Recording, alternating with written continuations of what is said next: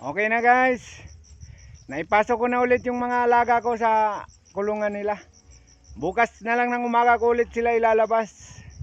Ayan na sila guys, oh.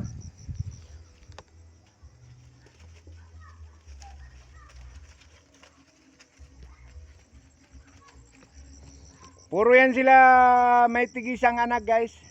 Tatlong inahin yan sila, may tigisang anak. Yan ang magpares, mag-ina. Ito naman ang mag-ina, oh. Ito, ano yung inahan niya.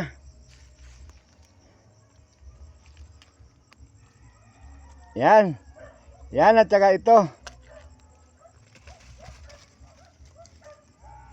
Ito naman, at saka yun. Yan at saka ito. Ito naman dalawa, yun oh. Yun.